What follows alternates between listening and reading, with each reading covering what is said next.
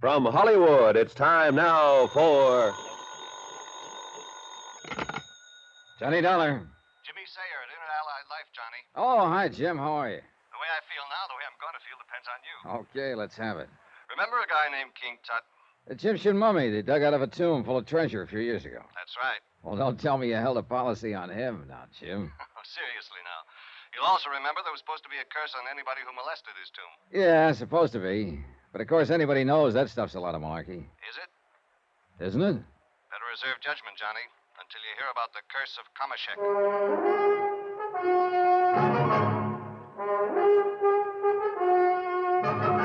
Tonight and every weekday night, Bob Bailey in the transcribed adventures of the man with the action-packed expense account, America's fabulous freelance insurance investigator. Yours truly, Johnny Dollar.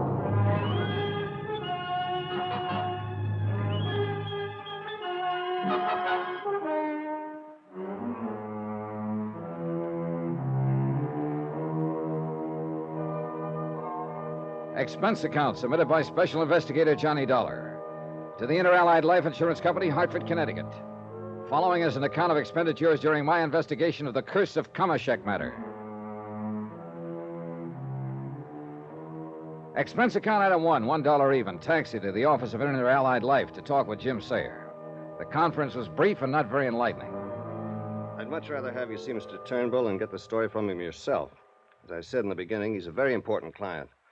What's more to the point, he can tell you about it much better than I can. Jim, to coin a cliche, you're being just as clear as mud. Also, by the way, he specifically asked for you. Oh, how come? Well, it seems he liked the way you handled the Parkinson case a couple of years ago. Oh, yeah, Emily Parkinson, the widow who died. Yeah, that's the one. She was his sister. And, well, go down and see him, Johnny. I honestly can't tell you anything more than I already have about the thing. James, you have told me nothing. But he can, and you can pick up a nice fee on it. As a favor to me. No, for that nice fee. Jim promised to phone Eric Turnbull that I was on my way, and I ran up items 2 and 3, $4.20 for a quick lunch and train fare to Stamford. There I was met by a chauffeured car and driven to Turnbull's house. Far out of the town on Birchbrook Road, it was set on one of the biggest, most beautifully landscaped pieces of property I'd ever seen. The fine old home looked as though it had stood there in all its straight-laced dignity for 100 years, and stolid against the changing world would stand for another 100. In sharp contrast, a lithe, clean Studebaker Golden Hawk was parked in the sweeping driveway at the front. Haskins, the chauffeur, had explained on the way that he doubled as butler, so I wasn't particularly surprised when he opened the door for me. Since you received a call about your coming, sir, you are to go right in while I take the motor car to the garage. Unless... He glanced at the Golden Hawk quickly back of me, then, having left the word unless hanging in midair, climbed back behind the wheel and drove off.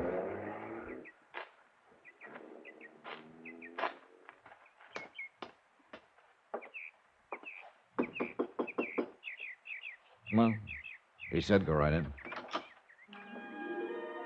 Inside, the house was a classic. From the tile-floored reception room with its walls of oak and the broad staircase leading to the second floor, I could look into the huge living room, finished in polished mahogany, with a leaded glass window at one side and thick oriental rugs on the floor. A fireplace that seemed to take in a whole wall, and fine mahogany furniture that glowed with a beautiful patina. Beyond that, I could see the library, golden and walnuts. And sitting at a broad desk was a man, his face red with anger, shaking his fist at a very attractive girl of 22 or 3 who stood before him, obviously distressed by what was going on. Don't call me Uncle Eric. I'm not your uncle now, and by heaven, if I have my way, I never will be. You're not married to him yet, my girl, and if I have anything to say about it, you... Oh, Mr. Dollar, isn't it? Yes, sir. Mr. Turnbull? That's right. Come in. And Dorothy, Mr. Dollar and I wish to be alone. The girl stood there for a brief moment, looking at the man with an expression of utter futility in her face. Then, without so much as a glance at me, turned and left by the door that I had just entered. Come in, Mr. Dollar. Come in, please. Thank you. I'm sorry about this. Somewhat embarrassing to you, I'm sure, but it's something I'll have to tell you about later. Sit down, please. Thanks. May I pour you a drink? I must confess I feel I could use one at the moment. No, thanks, Mr. Turnbull. I think I'll pass it. I suppose it is a little early, but, well, good luck. Now, Jim Sayer, an inner allied, tells me you have an insurance problem. Actually, not yet. I'll be perfectly frank with you, Mr. Dollar. Please do. I'm asking you to help me not as an insurance investigator, but as a man I feel I can trust. But you don't really know me, Mr. Turnbull. Oh, on the contrary, I do very well. As a result of your handling of the case of my widowed sister, Emily, when she died a few years ago. As a matter of fact, you and I met very briefly at the time. Oh, yeah, of course, Emily Parkinson. The case involved a lot of phony relatives who filed claims on her estate. Yes, that's right. And your clever trapping of those false claimants and their cheap attempts to gain part of Emily's fortune was... I understand that several of them are still serving sentences. Yeah, I believe so. Which is quite what they deserve. If there's anything I detest in this world, it's dishonesty. Well, I guess most of us feel that way about it. Of course we do, if we have any shred of human dignity. Yeah. But now, what is your problem? It concerns Donald, Emily's son, my nephew. I had expected him to arrive here before you, but suppose I go ahead anyway. Go ahead. Well, when her husband died, Emily was left with a considerable estate and their only child, Donald. The estate's worth nearly $1 million now. Mm-hmm. With not too many years ahead of her, she wasn't well. She had lavished everything on the boy, the best of private schools, travel to Europe, all the things that befit one of our social and financial status. Before she died, she carefully put all of the money into a trust for Donald, a rather unique arrangement which I control until he reaches the age of 30. What would happen if he didn't survive you? Would it all pass to you? Yes. But of course I have no particular need of it. When I sold Turnbull Enterprises some years ago, I think you can see that I'm pretty well fixed. Investments, you know. Yeah. At any rate, since his mother died, Donald has been living here with me in accordance with her request that I care for him. And I've been glad to do it, for I love the boy very dearly. How old is he, by the way? 25. He'll be 26 in October. And what's he doing for a living?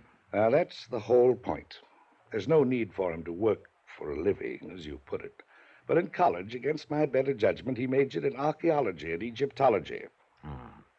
What did you want him to study? Business and finance, of course. Forgive me for being so blunt, Dollar, but I see no sense whatsoever in his taking the fortune that his father spent so many years building up and squandering it on a lot of... Oh, Donald, come in. I received word at the club you wish to see me, Uncle Eric. What is it, this... Oh. Mr. Dollar, this is my nephew, Donald Cronin. How do you do, Mr. Hi, Dollar? Donald. We've been talking about you, Donald. Oh? As a result of a newspaper item I just read to the effect that you're preparing for another expedition. That's right, sir. I'm going to the ancient city of Thebes in Egypt. Egypt? Since my trip last fall, I've done a lot of reading and research in New York and London. I'm convinced I've located the ancient tomb of the pharaoh Kamashek. An advance party's already begun excavation. I'll join them there. Do you realize the cost of this thing? Uncle Eric, it promises to be one of the most important archaeological finds of the century. You mean it might be if I let you go? If you let me go. Uncle Eric, perhaps Mr. Dollar... Mr. Dollar can hear anything I have to say to you. You see, Dollar, we're finally getting to the point. Yeah. Donald, I'll make no bones about it. I'm quite fed up with your wasting your time on these stupid, pointless expeditions. That's not the way the museum feels about them, sir. Well, that's the way I feel about them. Wait, sir, please. Donald, isn't that your collection from Yucatan that the museum recently acquired? Why, yes, sir. My party and I were able to... I'm sure we don't care about your party and you. You're not only wasting your time, but your money. The money your father struggled an entire lifetime to gain. That money was left for me to spend in any way I see fit. Provided your handling of it meets my approval. When you're 30 and the estate passes completely into your hands, you can do anything you like with it. Buy the Brooklyn Bridge if you want. You probably will. But until then, I am legally in control of it. And now, finally, I have every intention of exercising that control. At least to the extent of seeing you don't squander any more of it on these foolhardy expeditions. I take it you've made several, Donald. Yes, sir, and he's opposed me in all of them. Because sooner or later, you've got to learn that as the wealthy son of a family, it's up to you to carry on the tradition that's been set for you. To increase the fortune that's part of your family name, build even greater financial power, not to throw it away. Do you call my contributions to science and history a waste of money? Oh, now look, my boy, there's nothing selfish about my attitude in this matter. I'm thinking only of you and your future. The family name that you alone are left to uphold. Well... Now, why don't you give up this asinine idea of going to Egypt? No, sir. What do you mean, no? Let me finish. There's no point in your saying any more, Uncle. I'm going to explore the tomb of Kamashek. Now, listen here, you I've young... made all the arrangements, obtained the sponsorship of the museum, notified the universities that are interested in my work. I say you're not going. And I say I am, sir. You young fool. Don't you realize that I'm in a position to cut you off without a penny? If you think I care, Uncle Eric, you're crazy. Then by heaven I will. So help me, Donald. I've tried to avoid this kind of situation, but you and your idiotic bullheadedness, your utter disregard for the responsibility and importance of your family, social status have made it inevitable. Now it's come in spite of all I've tried to do, and by heaven I'll cut you off without a... Wait a minute. Donald, where are you going? Egypt. In the moment or two before Eric Turnbull recovered his poise enough to speak to me, my mind raced. This whole situation offered a big flock of wild possibilities. Obviously, the two were at sword points, had been for some time. Apparently, and I began to wonder about this, Turnbull had no need of Donald's money. Yet he seemed determined to keep him from spending it. And on what looked to me like a very worthy expedition. If Donald died, Turnbull had said, the estate would pass to him. Oh, and something else I wanted to find out about. The girl who'd been there when I arrived. But why? Why did I want to know or need any answers? What could this whole affair possibly have meant to me? I'm no family counselor. I guess I spoke that thought out loud. I'm an insurance investigator. Yes, Dollar. Which is another reason why I need your help in this affair. But I just don't see it, Mr. Turnbull. I'm afraid I must apologize for that little scene a moment ago. Well, there's no need to. It was interesting, to say the least. Well, we didn't touch on the one thing that I wanted you to know about. That girl, Dorothy Harkness, his so-called fiancée. Oh. Thanks to a generous allowance, plus fees from the museum and some of the universities, Donald's insured his life for $100,000. $50,000 for the museum, and a like amount for the girl. Through Inter-Allied? Yes. I'll put it to you bluntly. She has prodded him to go on these expeditions. And I believe she somehow hopes to engineer his death during this Kamashek project in order to collect on that policy. Do I make myself clear? If anything was clear about this situation, I certainly couldn't see it. More things had come flying at me from out of left field during the past half hour than I could cope with. And I wanted time to organize some kind of thinking. So I used a corny old device, glanced at my watch, said something about being late for an appointment back in Hartford. I apologized, promised to talk with him again tomorrow when there'd be more time. Haskins drove me back to the station and courteously waited until the train pulled in, then left. And it was then I noticed the little Studebaker Golden Hawk that I'd seen at the house pull up beside the platform, and the girl, Dorothy Harkness, jumped out and ran over to me. Mr. Dollar, I had to wait for Haskins to leave so he wouldn't see me. Oh? I must talk to you. Please call me. Here's the number. Is this about Donald? Yes, because of the danger he's in. From Mr. Turnbull? No, and you must believe me. From the curse of Kamashek.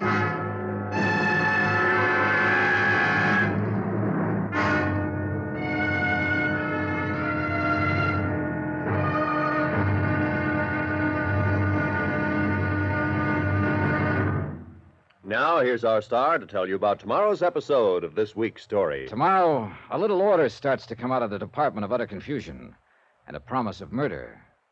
Join us, won't you? Yours truly, Johnny Dollar.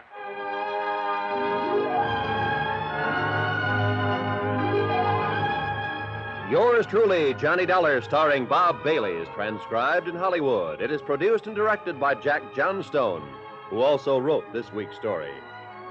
Be sure to join us tomorrow night, same time and station, for the next exciting episode of Yours truly, Johnny Dollar. Roy Rowan speaking.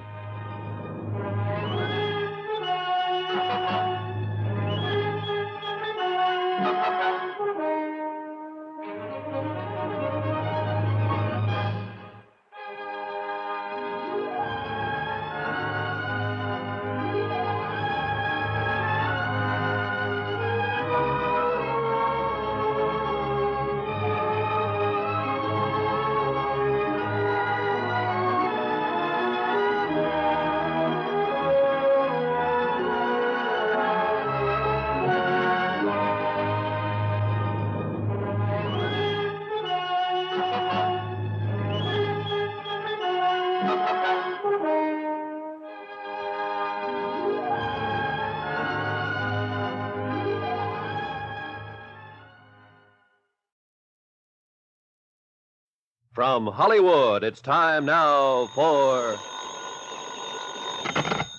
Johnny Dollar. I have your call to Stamford, sir. Oh, thank you, operator. Hello? Oh, Mr. Dollar, I'm so glad you've called. Well, you seem pretty anxious to talk about something, Miss Harkness. I am. About Donald and his uncle, and Donald's plan for the expedition to Egypt. To dig up the remains of the old Pharaoh Kamashek? Yes. Can you come over here to see me, please? Oh, when I talked to you on the station platform a while ago, you said something about the curse of Kamashek. Yes, Mr. Dollar. Isn't that nothing more nor less than superstition? No. Huh? I'm afraid that in this case, Mr. Dollar, it can mean nothing more nor less than murder. I'll take the first train.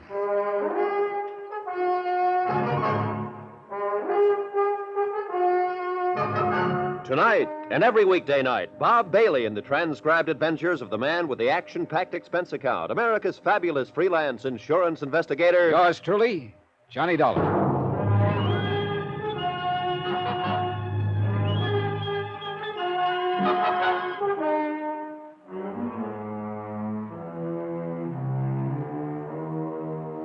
From Special Investigator Johnny Dollar to Inter-Allied Life Insurance Company, Crutchfield Square, Hartford, Connecticut.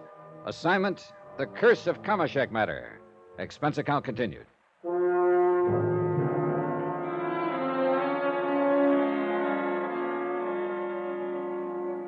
Item 4, 320, cab to the station, train fare from Hartford to Stamford, and cab to the modest but attractive apartment of Dorothy Harkness. The short trip gave me time to think. Eric Turnbull, wealthy retired businessman, called me in on this case. Turnbull, uncle of young Donald Cronin, entirely in control of a large trust fund for the boy. Turnbull, who was determined to prevent him from making an expedition to the tomb of Kamashek, on the excuse that he suspected a plot against the boy's life, engineered by Dorothy Harkness, who was not only Donald's fiancée, but a beneficiary of his $100,000 life policy. So a talk with Dorothy Harkness seemed very much in order. Oh, come in, Mr. Dollar. I'm so glad you were willing to come and talk with me. How are you, Miss Harkness? You make me sound so old. It's Dorothy. Won't you sit down? All right, thank you. But before we go any further, Dorothy, I think you ought to understand that I'm an insurance investigator, and so far... I know that. Donald told me his uncle was going to send for you. But there's been no claim filed, no reason for one. I know. Mr. Turnbull does, well, kind of unusual things now and then, and I guess this is one of them. Unless he's trying to prevent whatever might cause a claim to be filed. Mr. Dollar, I don't know what Mr. Turnbull has told you about me, but I'm sure it wasn't good. I'm afraid we don't get along very well. Well, it's pretty obvious he doesn't like your interest in his nephew, Donald. I've known Donald since school, Mr. Dollar, and we hope to get married. At least Donald does. Oh? And what about you? Well, I don't know. I don't know. I got the impression from Mr. Turnbull you were doing a pretty good job of getting Donald into your clutches. That isn't the way it is at all. We've been seeing a great deal of each other, and Donald has asked me to marry him. And I'm fond of him, Mr. Dollar, terribly fond of him. But so far as marriage is concerned, I'm not sure. What do you mean? I can't help wondering all the time if he isn't hoping to marry me just as an escape from his uncle. Uh-huh. Would you marry him? If I were sure of him. You'd be sure of an awful lot of money, Dorothy. What? The minute he reached 30, that is. Mr. Turnbull has poisoned your mind, Mr. Dollar. What money Donald has or may have has nothing to do with it. That sort of thinking is filthy. I guess you mean that, don't you, Dorothy? Yes. I think I've loved Donald ever since my father brought him into the museum. Your father? Yes, he's curator of archaeology. Well, how does he feel about Donald and you? His only interest in Donald is in the money, the financial support he gives the museum. Oh. Since Mother died, he's become a grasping, self-centered old man whose only interest is in the museum. I see. So I don't live with him anymore. Well, then I take it he opposes any thought of your marrying Donald. He wants me to string him along, raise money and scientific contributions. But Donald is making something of himself, instead of wasting his life in idle luxury as Mr. Turnbull would have it. Or would he rather have Don increase the family fortune? No, just not spend it. That's all he cares about. So if anything should happen to Donald, there would be more left for Mr. Eric Turnbull. And that's why I called you. Because I'm afraid that if Donald does go on this expedition to Egypt, something will happen to him. Oh, now, wait a minute. Turnbull has objected strenuously to this latest expedition. You don't know them yet. Either of them. They're of the same stock, and they're both stubborn, determined, and willful, and his uncle is clever. Clever enough to play on this stubbornness. Capitalize on it. What's that supposed to mean? He knows that the surest way to keep Donald from doing something is to insist that he do it. It's always been that way. Are you sure you haven't been reading too much psychology? It's true. And in spite of Donald's academic maturity, he's almost like a child in some things, emotional sometimes. That's another reason why I wonder if Donald really wants to marry me. If he loves me enough. Or if he's simply rebelling against his uncle. You feel, then, that Mr. Turnbull is opposing the expedition to be sure that Donald will make it? Yes. Because he doesn't quietly reason with Donald, talk things out. He shouts, he storms, he threatens. And that gets Don's back hair up, huh? It makes him more determined to go than ever. Wouldn't it do the same to you? Maybe so. And I'm afraid that if he does go, he'll never come back. You honestly don't want him to go? No. Just what do you think might happen to him? This curse of Kamashek you mentioned? I think that would be the excuse for his uncle to have something happen to him. Well, what is this curse?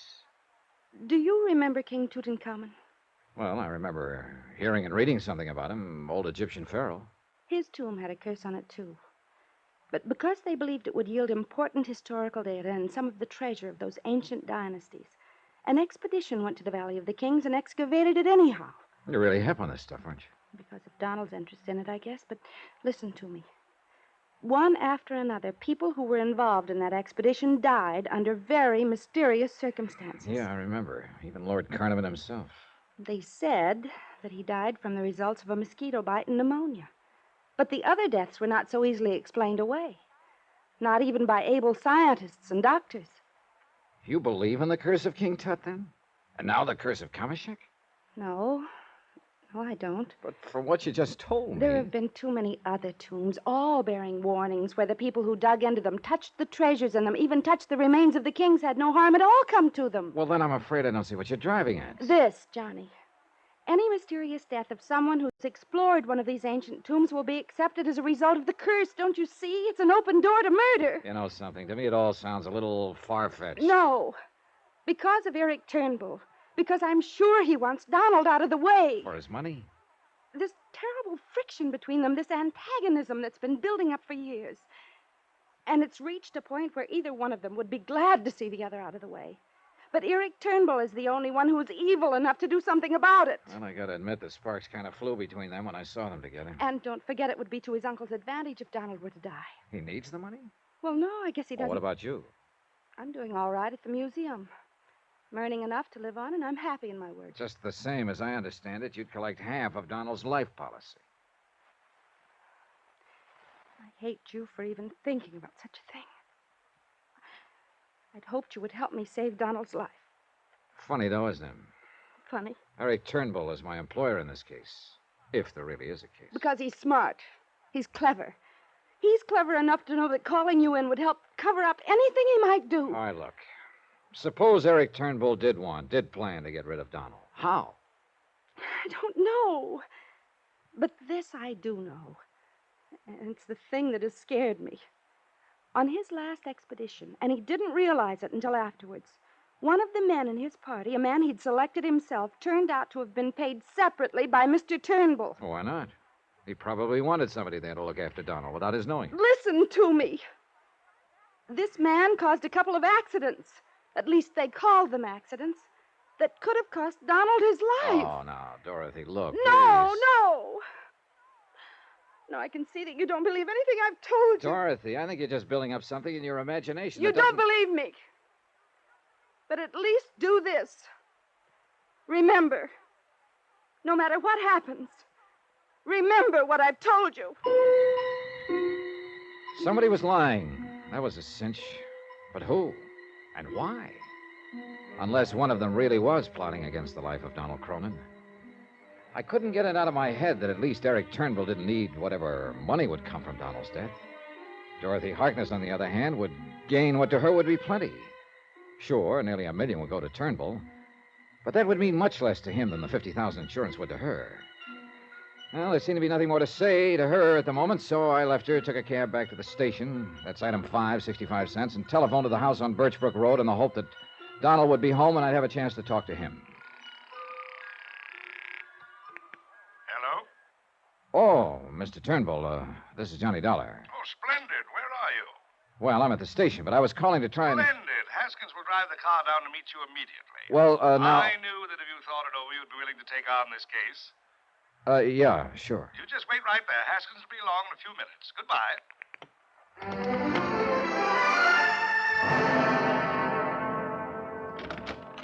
Come in, Mr. Dollar. Well, thank you, but before we talk about this Sit thing- down, won't you? Now, from what I've been able to learn, Donald is planning to leave for Egypt immediately. I checked with a friend at the Explorers Club in New York, where the boy's been staying these past few days. Oh, I thought he always stayed right here with you. Well, he does, except when he's preparing for an expedition. Then you are going to let him go. Well, how can I stop him without making him look foolish in the eyes of his colleagues, the museum, the universities who are so interested in his work? Yes, I have to let him go. But with you beside him there... Oh, wait a minute. Of course, I'll expect you to be with him during the entire expedition. Well, now, look, And remember this, no expense is to be spared in the protection of my nephew's life. I had to go down to New York to see David Wilt. He's my stockbroker, Harris Dillman Company. While I was there, I stopped at my bank and arranged to have some 5,000 in American Express traveler's checks ready for you. All you have to do is go down there and sign them, pick them up. If you need more, cable me. You don't waste any time, do you? I know Donald. He's very stubborn, determined, and willful. In his present frame of mind, he might pack up and take off at a moment's notice. I want to be sure you're at his side. Okay, you're the boss. But, Mr. Turnbull... Yes? You still haven't told me why you think his life is in any more danger on this expedition than on any of the others he's undertaken. Because that girl, Dorothy Harkness, is smart, is clever. And because of something that happened on Donald's last expedition in Yucatan. Oh? He didn't realize it until afterwards, but one of the men in his party, a man he'd selected himself, turned out to be a friend of this Dorothy Harkness. Not 20 minutes ago, I heard exactly... Now, listen to me. This man caused a couple of accidents. At least they called them accidents. That could have cost Donald his life. And Mr. Dollar, though lacking any proof, I am convinced he was put up to them by the beneficiary of his insurance policy, Dorothy Harkness. Did I say somebody was lying? Somebody had to be lying. And by now, that old feeling was beginning to come back to me, that hunch, whatever it is, that told me somebody was planning to kill Donald. Eric Turnbull? Dorothy Harkness? Who? Something told me I'd better get to Donald Cronin, but fast.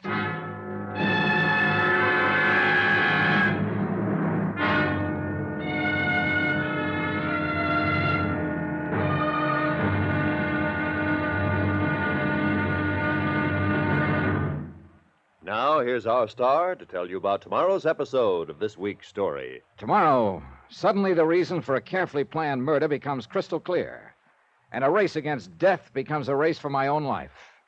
Join us, won't you? Yours truly, Johnny Dollar.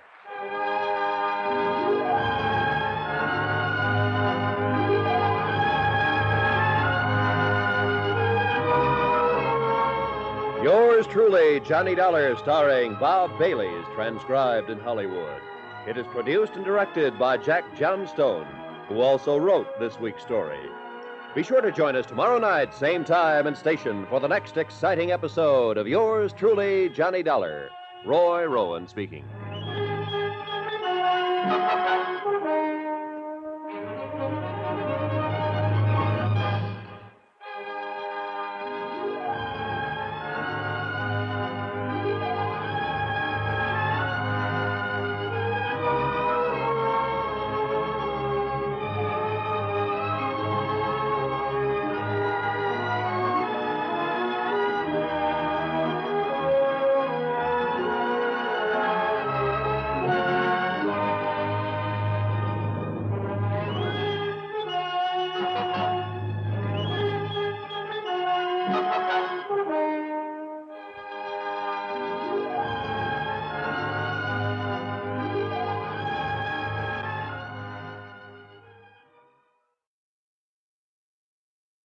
From Hollywood, it's time now for...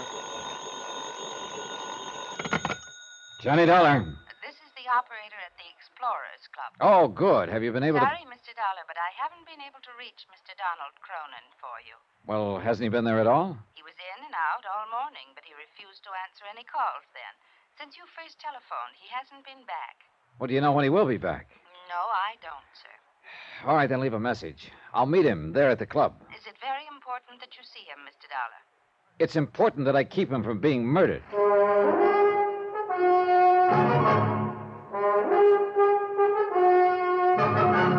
tonight, and every weekday night, Bob Bailey in the transcribed adventures of the man with the action-packed expense account, America's fabulous freelance insurance investigator. Yours truly, Johnny Dollar.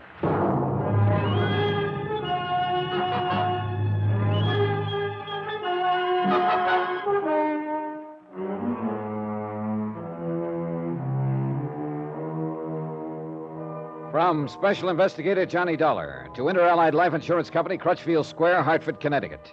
Assignment, The Curse of Kamashek Matter. Expense account continued.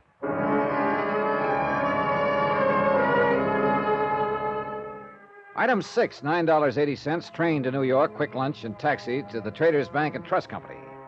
There I picked up the American Express traveler's checks that Eric Turnbull had left in my name, had left for expense money to take me to Egypt, to make sure his nephew Donald Cronin lived safely through an expedition to open the grave of the ancient pharaoh Kamashek. The bank teller's brief remark gave me something to think about. I'll sign, Mr. Dollar? Yep. Yes, now, let me check the amount for you just once more. All right. 1,000, 2,000, 3,000, 3,500, 4, 45, 47, 48, and $5,000 even. Mm-hmm. Yes, here you are. Good, thanks. And as I'm sure Mr. Turnbull knows, this will close out this particular account completely. I thought about that remark a little later when it began to tie in with some other things I learned. Right now, item 7.80 cab fare to the Explorers Club. Donald had not yet returned, so I left another message for him, asking him to sit tight until he heard from me. And I meant sit tight. Because apparently, after the latest argument with his Uncle Eric, he was quite likely to hop off to Egypt on short notice. This I didn't want. As a matter of fact, at this point, I wasn't sure I approved of his expedition at all. Both his uncle and his girlfriend, Dorothy Harkness, had told me they thought his life was in danger. And each accused the other of plotting his murder. I was about to leave the Explorers Club when I was buttonholed by a short, kind of cute-looking old character in gray striped suit, tattersall vest, spats, believe it or not, and all but a monocle. I say there, old man. Yes? If you'll pardon me, I believe I overheard you inquiring at the desk for Donald Cronin, didn't I? Oh, yes. Do you know him? Oh, I most certainly do. But excuse me, I'm Percival Thronghurst Scatterday. Mr. Scatterday, I'm Johnny Dollar. Oh, yes. Donald told me that he'd met you at his home. Tell me, do you plan to accompany him on the expedition to Thebes? Well, yes. Excellent. It should result, you know, in one of the most important archaeological finds of the century. Think of it. The tomb of Kamashek. Yes. Do you know where Donald is now? Treasures, artifacts, and that should put to shame the ones that were excavated from the tomb of Tutankhamun. Yes, I'm sure it will, but now... If history has told us the truth about Kamashek, 18th dynasty, I believe... Now, that I wouldn't know, but now, Mr. Scatterday, it's important that I reach Donald Cronin just as soon as... No. Now that I think of it, Kamashek was 12th dynasty. Mr. Scatterday, But he couldn't be, because that was the era... Oh, yes, I remember now. It was the 18th, the same period in which the great temple of Queen Hatshepsut was erected at Daya el-Bahari at Thebes, of course. You've seen that, of course. No, I haven't. Oh, magnificent, enthralling. Now, look here, sir. But now, Mr. Dollar... I've got to reach Donald Cronin, so if you'll excuse me... Mr. Dollar, please, you say you are going with Donald. You do know about the curse of Kamashek. Or do you? Yes, I've heard of it. Oh, then you'll certainly arrange not to be present at the opening of the sarcophagus. Why? Well, as I'm certain you know, all the preliminary work has been accomplished by the advance party, of course. So I understand. The antechamber of the tomb was opened over a month ago. So? Well, it simply means that as soon as Donald arrives, they will penetrate to the sepulchral chamber and the sarcophagus itself. Well? Mr. Dollar, it was engraved on the stone slab, barring the way to the last chamber, Mantak Ko Fore El, and so on. Oh, what's that supposed to be? The warning, my boy, the warning that whosoever violate the tomb and desecrate the body of the noble pharaoh by contact therewith shall quickly die. You don't believe in those things, do you? Mr. Dollar. As I always understood it, those warnings were just put there to discourage thieves from robbing those old tombs. Mr. Dollar, I only ask that you remember what happened to those who violated the tomb of Tutankhamun. Oh, well, couldn't the deaths of the people who entered that tomb be due simply to coincidence? Or rather, things, circumstances quite apart from their having done so? Of course they could, but were they? Mr. Dollar, I assure you that if it were not for the warning of the curse of Kamashek, I would be the first to want to enter that tomb. Instead, I have refused to go on the expedition at all. take care of Donald. Well, that's what I'm being hired to do. And of yourself, sir. Yeah, sure. Now, sorry, but I'm anxious to reach Donald, and you say you've seen him here at the club? Yes, only last evening. He was here making some of his final preparations. Well, do you know where he is now? Yes. Well, where? At his uncle's place in Stamford, Connecticut. You're sure? As sure as I am that you've not heeded my warning about the curse of Kamashek. But I beg you, Mr. Dollar, for the welfare of Donald Cronin and yourself. Yeah, sure. Thanks. If this were a mystery story instead of an accounting of expenditures on a case, I'd tag Percy Scatterday as a prime suspect for whatever might happen later. Like the man who tries to throw you off his own trail by suggesting that somebody else is gunning for you. But I decided he was just an old fogey who'd been turned down on the Kamashek expedition, was trying to justify his own shortcomings with the tales about the curse. But you know something? I was wrong. I should have listened to him a little more understandingly. Item 8, 75 cents, taxi to the office of Harrison and Dillman and Company to see David Wilt, the man Eric Turnbull had named as his stockbroker. The reason? The remark the bank teller had made about closing out an account. As it turned out, my timing was perfect. Sit down, sir, sit down. I'll be with you just as soon as I finish this phone call. Oh, sure, thanks. Hello. I'm sorry to have kept you waiting, but someone just stepped into my office. If you'd rather be left alone, No, it's all right. Now, as I started to say, if you dispose of the gold medal mining stock, your holdings will be reduced to practically nothing. Yes, that's right. Well, but Mr. Look, you sure you wouldn't rather I come back another time? Very well, very well. It's just that I hate to see what was once a very strong investment program. Very well, Mr. Turnbull, if you insist. Turnbull? Yes. Goodbye. Now, sir. Eric Turnbull, Mr. Wilt? Oh, yes, but... Now, just a minute, sir. It was very remiss of me to mention a client's name in front of you, at least under the circumstances. Whatever I may have said on the phone just now was quite confidential. Yeah, I'm sure it was. I can only ask that you discreetly forget anything you may have heard. Not by a long shot. What's this? Who are you, sir? Dollar, I believe the receptionist said. That's right, Johnny Dollar, insurance investigator. And that conversation told me just what I came here to try to charm you into telling me. Mr. Dollar, please remember this. That was entirely confidential. None of your business. Here, my credentials. Yeah? Well? Now, you remember something. So far as Eric Turnbull is concerned, my coming here is entirely confidential. None of his business. Goodbye, Mr. Wilt.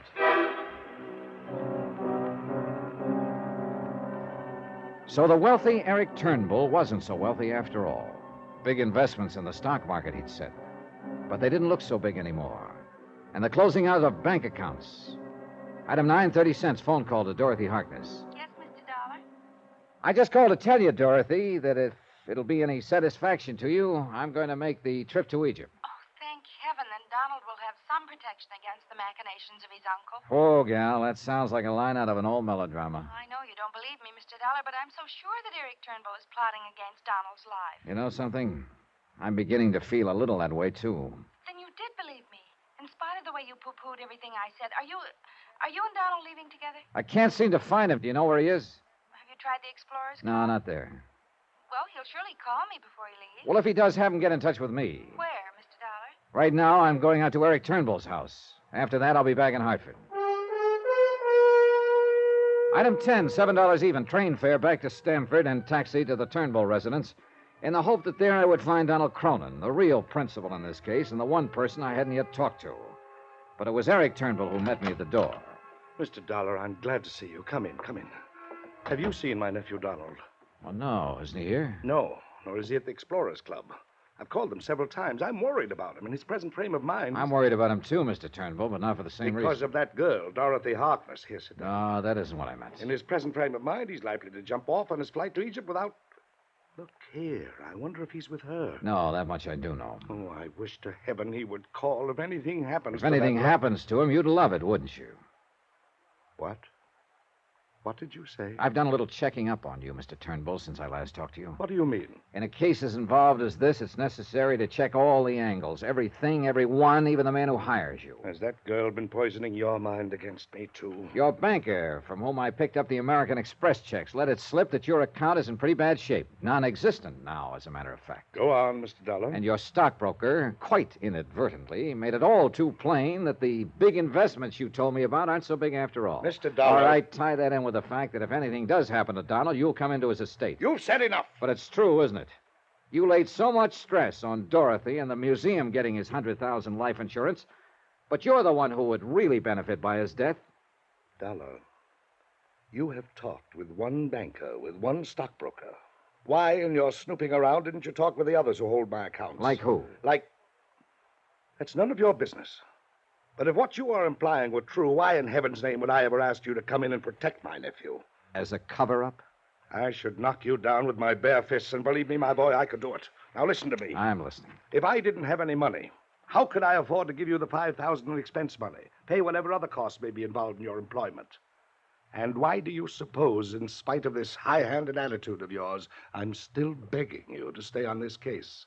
See Donald, Mr. Dollar. Talk with him. You'll find that in spite of the angry scene between us, I'm concerned only with his welfare, that I want to protect him, that I want you to protect him. Wait, that's Donald. Now, let me take it. Well, now, just a minute. Johnny Dollar. Oh, Mr. Dollar, I was calling Mr. Turnbull. Mr. Scatterday? Yes, of the Explorers Club. Mr. Dollar, I've just talked to a couple of fellow members who saw him off. Saw him?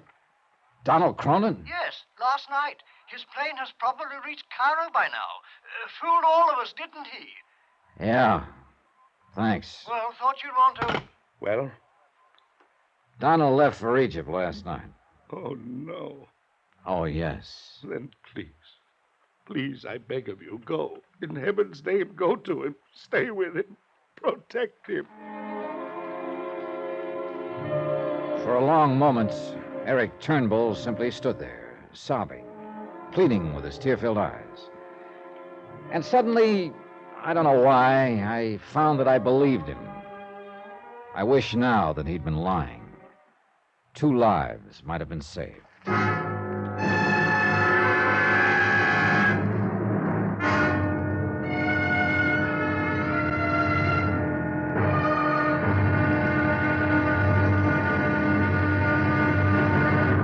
Now, here's our star to tell you about tomorrow's episode of this week's story. Tomorrow, a flight into darkness, and when day has come, there's blood on the desert sands. Join us, won't you? Yours truly, Johnny Dollar.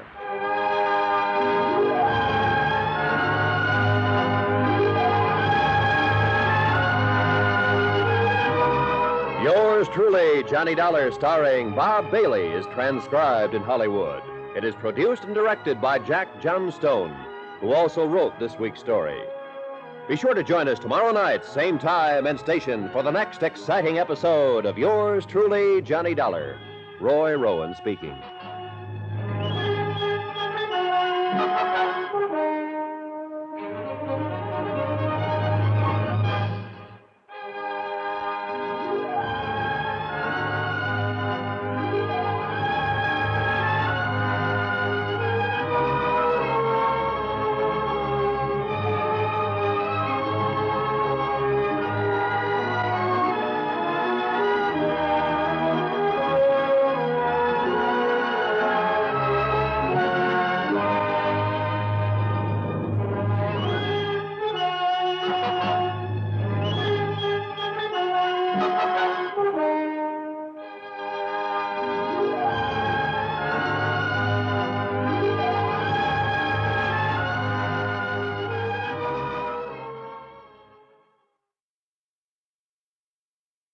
From Hollywood, it's time now for... Johnny Dollar. Have you found Donald yet, Mr. Dollar? Have you been... Oh, this is Dorothy Hartman. Yeah, I know. And no, I haven't found Donald Cronin. He wasn't at his uncle's place? Johnny, you must find him. Talk to him. Talk him out of making the trip to Egypt. Dorothy. If he does, he'll die. His uncle will see to it that he dies. Look, Dorothy. You must find him and stop him. I'm afraid it's a little late for that. What? He took off on a direct flight to Egypt early yesterday. Oh, no. Has at least a 36-hour start, at least. Johnny, you must go after him. On the first plane I can get to Cairo.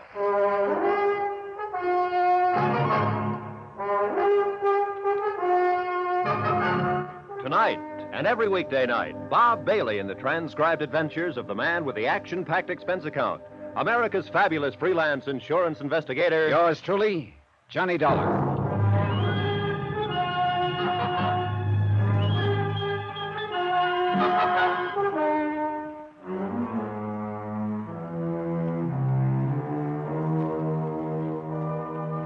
From Special Investigator Johnny Dollar to Inter-Allied Life Insurance Company, Crutchfield Square, Hartford, Connecticut.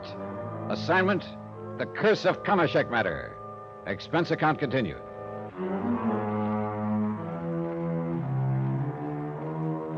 Item 10, taxi, train to New York, and cab to the airport, $9.45.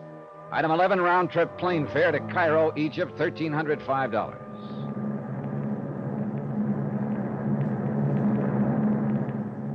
I was tired, and the steady drone of the four powerful engines lulled me to sleep in no time.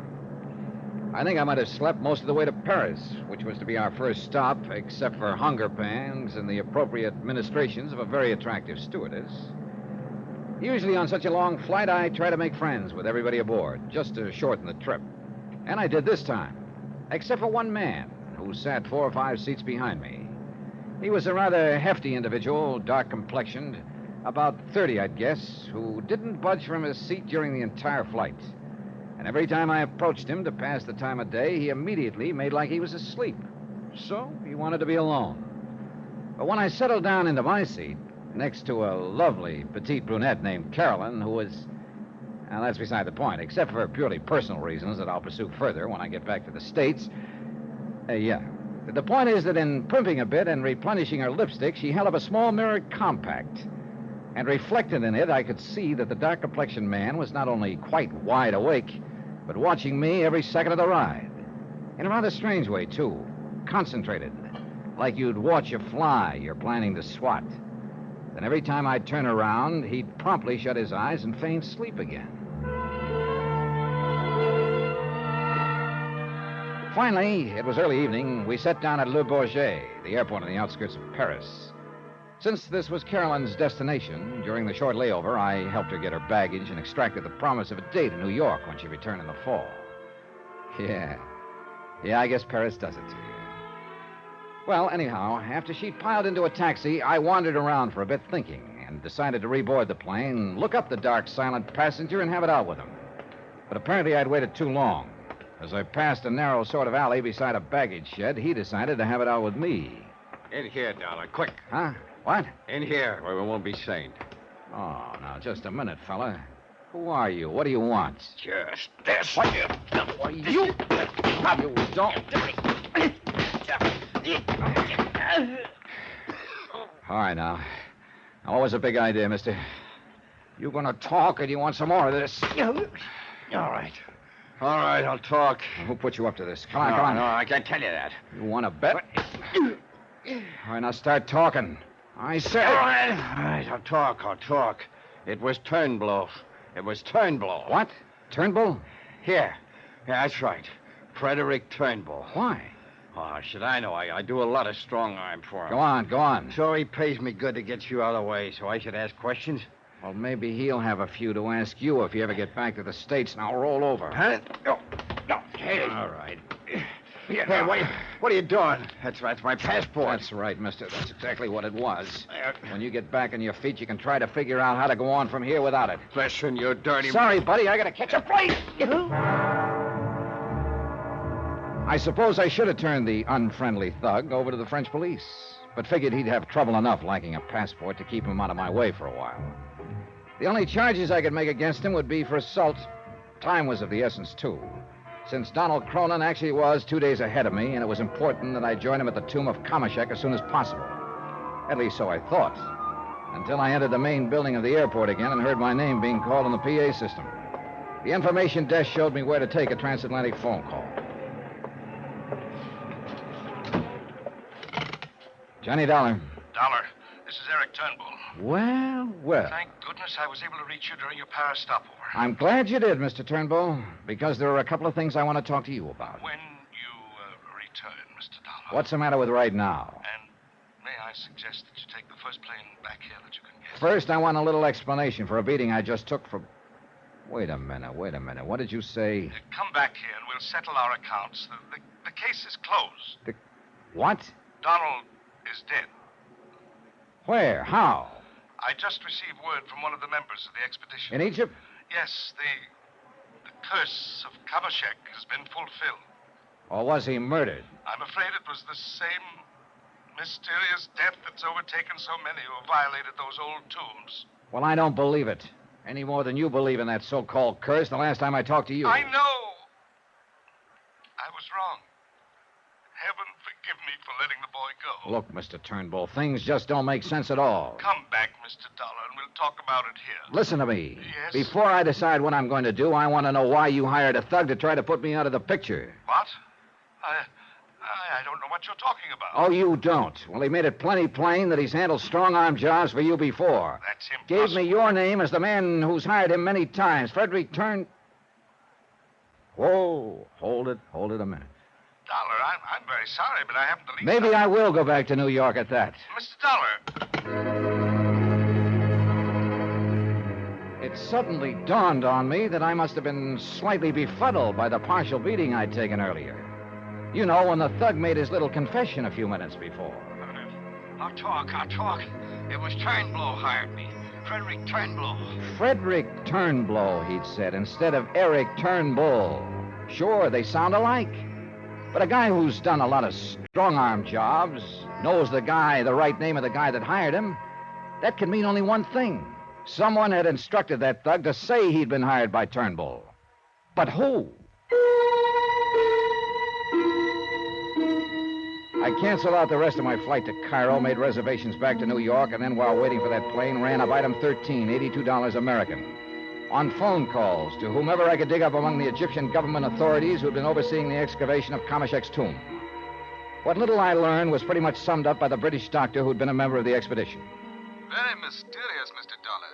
You see, because of the superstition about violating the tomb, only 2 of our people even touched any of the bones we found within it. Yeah? And incidentally, that is all we found. The tomb had been thoroughly ransacked by thieves, probably centuries ago. Yeah, but you were saying, Doctor. Oh, yes. Only 2 touched any of the remains. One was a native carrier, as soon as the bones had been properly sprayed where they preserved it. Uh-huh. And the other was Donald Cronin, who, for some reason or other, wrapped up the bones and sent them by air to his uncle, Mr. Eric Turnbull in the United States. Oh? Well, go on. Well, that's really all, Mr. Dollar. Except, of course, that both of them have died of some strange malady that the authorities have not been able to determine. And that's why the tomb has been officially closed again. Hey, listen, tell me something. Could the bones have been accessible to anyone before those 2 touched them? Yes, to anyone in the party. Well, now, don't tell me that you suspect... Oh, listen, mister, I don't know what I suspect. But I don't believe it was any curse of a long-dead pharaoh that killed those 2 men. Even in view of what happened to those who entered the tomb of Tutankhamun for some years ago, and then the tomb of King... Look, tell me this, will you? Have any of the expedition returned to America? Well, of course, the authorities have here no reason for holding them. You haven't answered my question. No. Well, only the 2 young men that Donald brought along with him. Who were they? Carl Fortina. Well, who's he? From New York. Like Donald himself, he's an archaeologist. And the other? One of his colleagues at the museum in, I believe it's in Stamford. What's his name? He's a young osteological expert, son of a curator at the museum, as I recall. What? His name is Walter Harkness. Well, I'll be. But surely you don't think... Doctor, you go right ahead and hang those 2 deaths on good old King Kamashek. Me? I'm going after a couple of live suspects.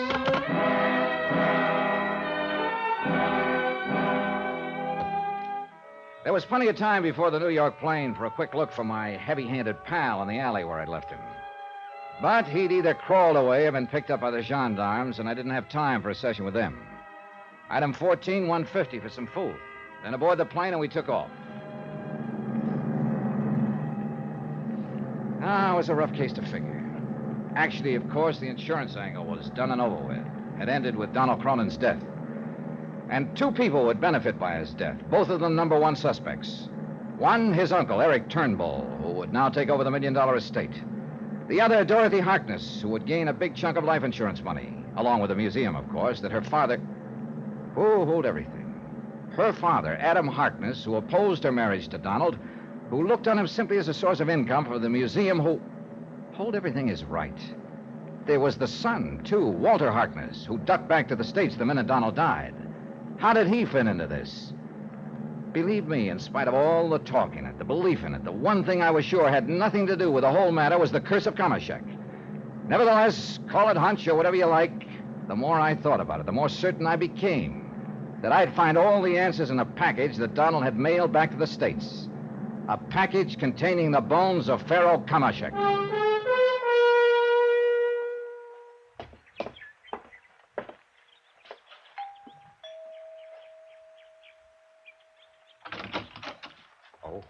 Mr. Dollar. Hello, Haskins. Mr. Turnbull in? Yes, and I'm sure he wishes to see you. It's a frightful thing about Master Donald, isn't it, sir? How does Mr. Turnbull feel about it? Terribly broken up, sir. I'll bet. Oh, but please come in. He's in the library. Thanks. He just received a package the poor boy sent to him before he... Wait, Haskins. Has he opened it yet? He was examining the contents when the doorbell... Good heavens. Mr. Turnbull. He's fallen from his chair, Mr. Dollar. Mr. Dollar, he's... Oh, no. Yeah, Haskins. He's dead.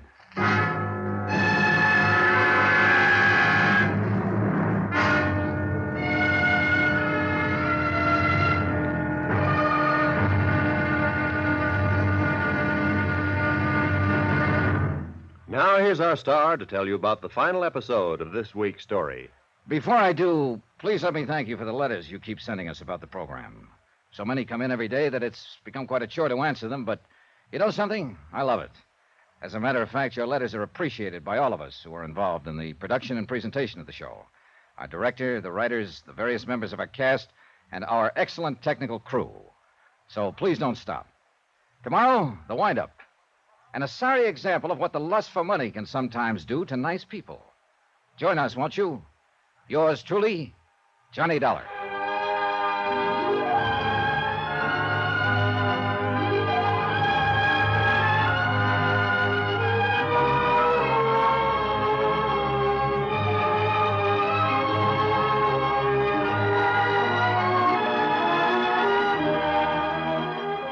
Truly, Johnny Dollar, starring Bob Bailey, is transcribed in Hollywood. It is produced and directed by Jack Johnstone, who also wrote this week's story. Be sure to join us tomorrow night, same time and station, for the next exciting episode of Yours Truly, Johnny Dollar. Roy Rowan speaking.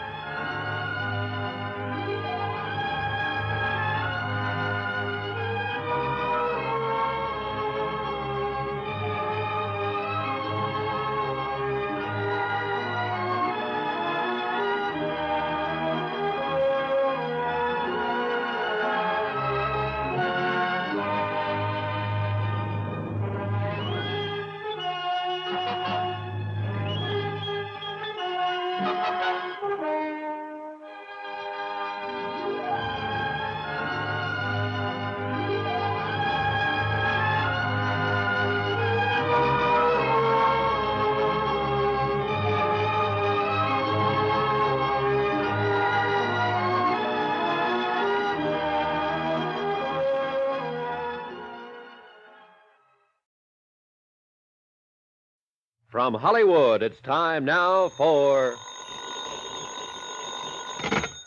Johnny Dollar. Dr. St. Clair returning your call, Stinky. Oh, hi, Leonard. Where have you been, Johnny? It's been years. Yeah, I know. Listen, can you give me a hand? Who got poison this time? 2 of them. I hope it's poison, and that you can prove it for me. We'll try. What do I do? Meet me here at the home of Eric Turnbull in Stamford, Connecticut. Okay, but Johnny... Give you the address in a minute. But, Johnny, what do you mean you hope somebody got poisoned? Because if they didn't, I'm going to go off my rocker. What? Because the only other possible cause of death could be a curse. The curse of Kamashek. Who? An Egyptian king who died a couple of dozen centuries ago. What?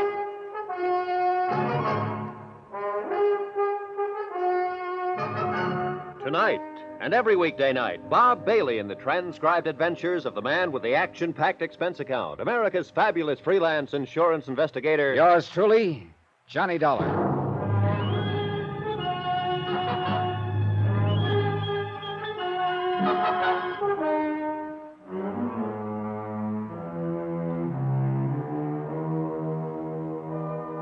from Special Investigator Johnny Dollar to Inter-Allied Life Insurance Company, Crutchfield Square, Hartford, Connecticut.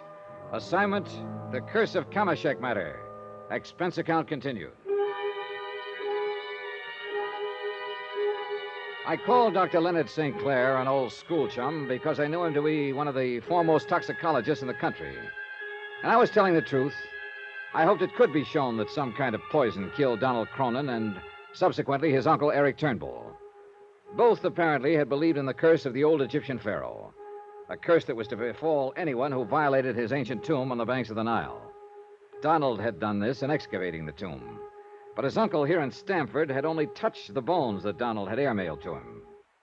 He was opening the package that Master Donald, God rest his soul, that Master Donald had sent him just before he died, there at the tomb in Egypt. I brought them in here to the library for him, sir. Go on, Haskins. Well, then you rang the doorbell. I left him with it, and when you and I came in here... Yeah, dead. From the curse of Kamashek, Mr. Dollar. Oh, Haskins, I don't believe it. A friend of mine, Dr. St. Clair, will be here shortly, and he'll be able to... Shouldn't we notify the police? No, sir? Later. But leave my poor employee's body just lying there? For the time being, yes. Until Dr. St. Clair examines it. Hey, as you wish, sir. That's what I wish. Haskins. One person in this confusing mess I hadn't given a second thought to.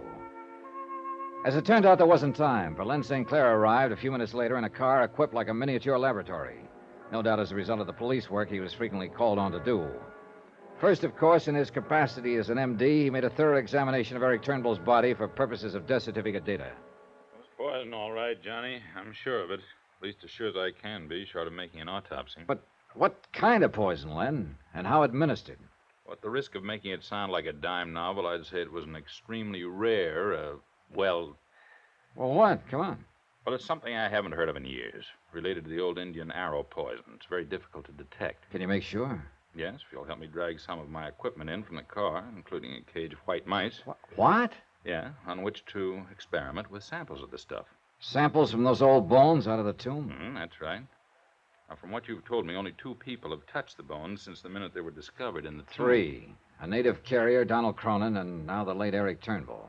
And they've all died. But, Johnny. Yeah? The poison I'm thinking of would hardly have been put on those bones in the time of the pharaohs. Oh, and by the way, I hope no one's touched them here. No, I've left them just as they are in that mailing wrapper. Good. Because it could be fatal. I'll carefully scrape them when we get the equipment in here. We brought in what Len needed for his work, including the white mice. Then I closed him in the library and left him to his experiments. To a bit of research, too, for he'd brought in a couple of thick books on toxicology. As a matter of routine, I phoned the local coroner and then tried to reach Dorothy Harkness. Her number didn't answer. I was about to drive over to her little apartment when Len came out of the library. I was right, Johnny. Curaba arsenium. That the name of the stuff? Uh-huh. In its powder form, absorbed into the pores of the skin, it could be fatal almost immediately. And listen to me. Yeah? Somehow, between the time the bones of that old king were discovered and the time that Donald Cronin touched them, somebody put that poison on him. How? Without endangering himself? By keeping it in aqueous solution until the bones were sprayed with it. Sprayed with it? Wait a minute. Yeah? Sprayed with it, huh? A doctor, an Englishman who was on the expedition, told me that the bones had been sprayed with some kind of preservative, even before the native carrier touched them. You thinking what I'm thinking? Yeah, right. Instead of preservative, it was the poison. Well, who sprayed them? I've got a wild idea, Len. But if it's right, it'll sew up this whole case. I wonder who that is. Well, while you're finding out, I'm going back and recheck these tests. But only as a matter of routine, because I'm sure I'm right. I beg your pardon, sir. Yeah, Haskins? Miss Dorothy Harkness is here, sir. Huh? And her young brother, Walter. Shall I ask them in, sir? By all What means. a terrible thing that has happened. Is that really the way you feel about it, Dorothy? Yes, just what do you mean by that, Mr. Dollar? I'm Walter Harkness. Well, come right in, Walter. Because I have a sneaking suspicion you're the boy I've been looking for. What?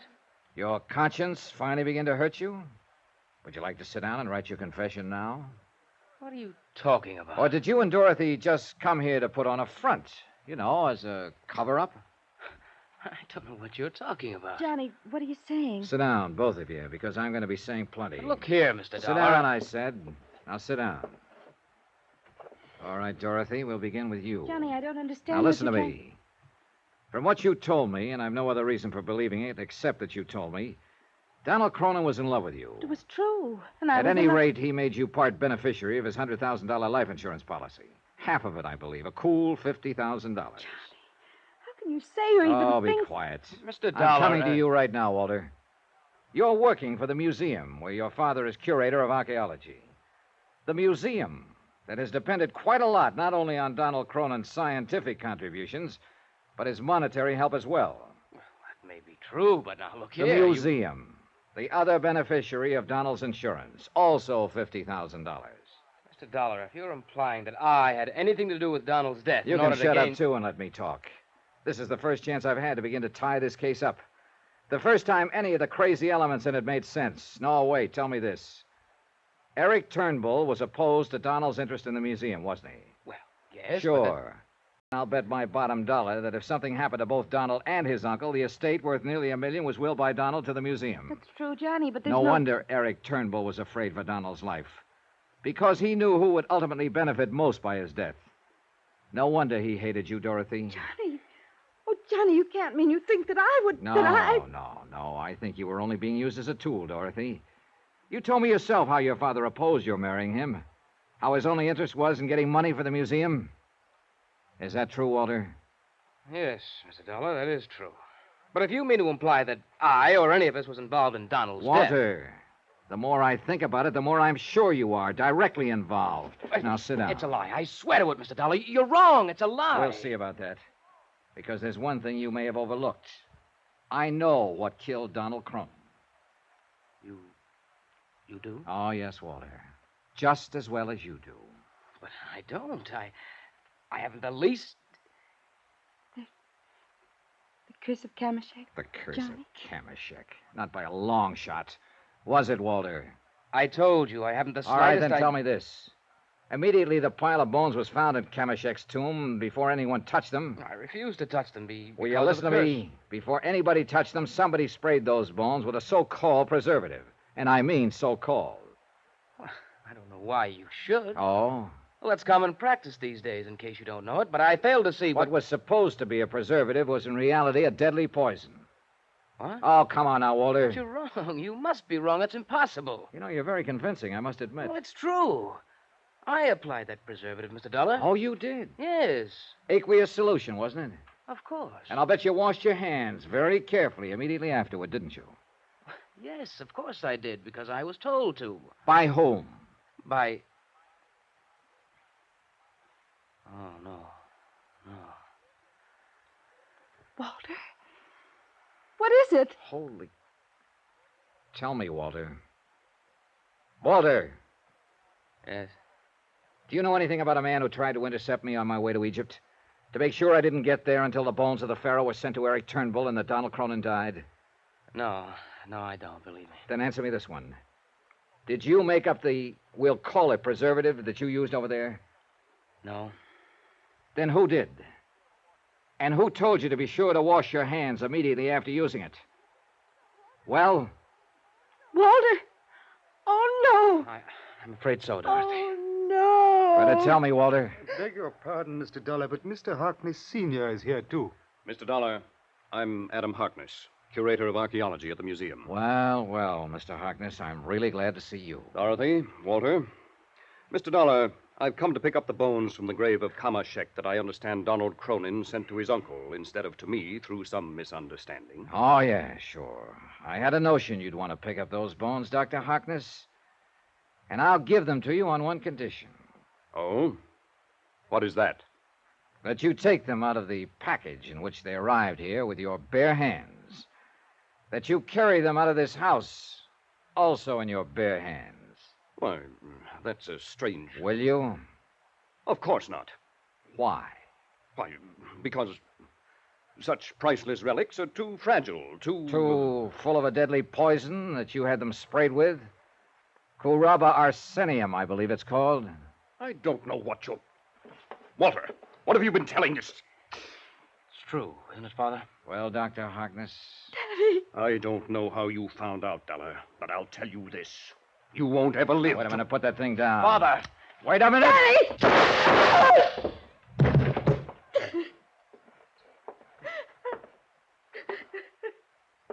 Johnny? You stopped him all right, Len. But I think he'll live. Good. I knew all the police work I've been doing would come in handy sometime. Thanks for barging in at the psychological moment. I was only coming in to confirm the results of my tests. But I guess Dr. Harkness had already done it. Yeah.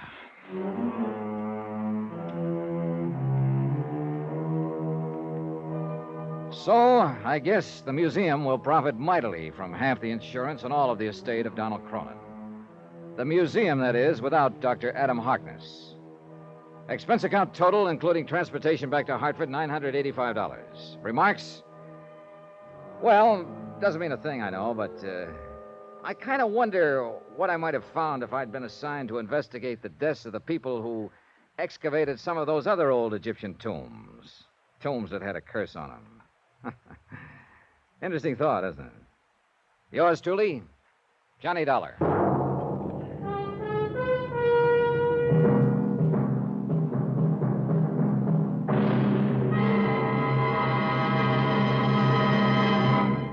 Now, here's our star to tell you about next week's story. Next week, a search for $80,000 that was never there, and a body that was never there. Yet both of them had to be found. Join us, won't you? Yours truly, Johnny Dollar.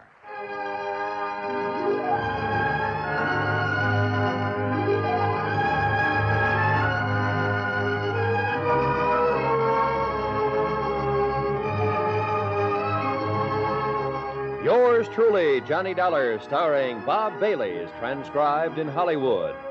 It is produced and directed by Jack Johnstone, who also wrote this week's story. Heard in this week's cast were Paul Dubov, Alan Reed Sr., Dick Crenna, Virginia Gregg, Ben Wright, Forrest Lewis, Eric Snowden, Barney Phillips, James McCallion, and Les Tremaine. Musical supervision by Amerigo Marino. Be sure to join us on Monday night, same time and station, for another exciting story of yours truly, Johnny Dollar. Roy Rowan speaking.